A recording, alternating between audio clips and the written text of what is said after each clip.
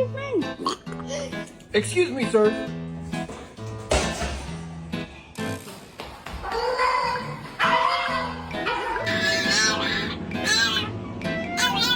I'm sorry. Siya, I love you.